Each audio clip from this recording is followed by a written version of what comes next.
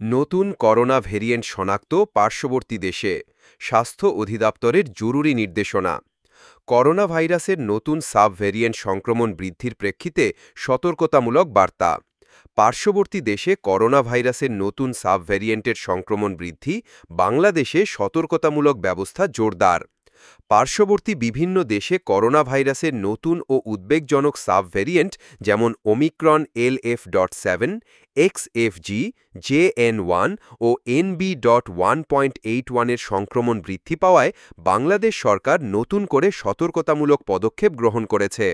স্বাস্থ্য অধিদপ্তরের রোগ নিয়ন্ত্রণ শাখা থেকে এ সংক্রান্ত এক জরুরি নির্দেশনা জারি করা হয়েছে।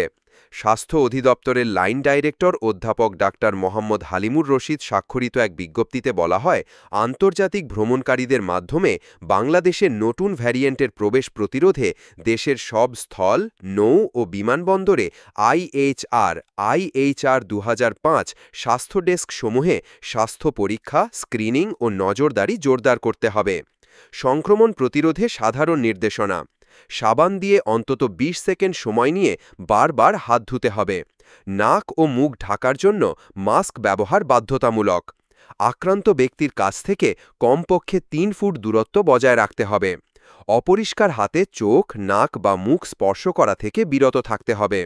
হাঁচি বা কাশির সময় বাহু, টিস্যু বা কাপড় দিয়ে মুখ ঢেকে রাখতে হবে। সীমান্তে ও বন্দরে বিশেষ ব্যবস্থা: দেশের সব পয়েন্টস অফ এন্ট্রিতে থার্মাল স্ক্যানার বা ডিজিটাল থার্মোমিটার দিয়ে শরীরের তাপমাত্রা মাপার ব্যবস্থা জোরদার করা হয়েছে।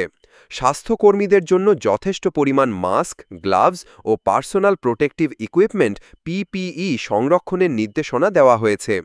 জনসচেতনতা বৃদ্ধির লক্ষ্যে প্রচার কার্যক্রম চালানোর নির্দেশও রয়েছে।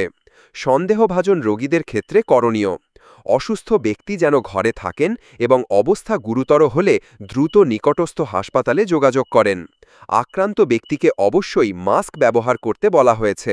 প্রয়োজনে IEDCR এর হটলাইন নম্বর 01401-19623-এ যোগাযোগ করার অনুরোধ জানানো হয়েছে।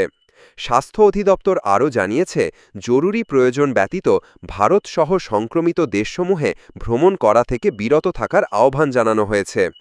জনস্বাস্থ্য বিশেষজ্ঞরা বলছেন, এই ধরনের আগাম সতর্কতামূলক ব্যবস্থা ভবিষ্যৎ সম্ভাব্য মহামারীর ঝুঁকি হ্রাসে কার্যকর ভূমিকা রাখতে পারে। জনসাধারণকে স্বাস্থ্যবিধি মেনে চলতে এবং দায়িত্বশীল আচরণ করতে অনুরোধ করেছেন সংশ্লিষ্টরা। এই প্রতিবেদনটি দেশের নাগরিকদের সচেতনতা বৃদ্ধির উদ্দেশ্যে প্রস্তুত করা হয়েছে।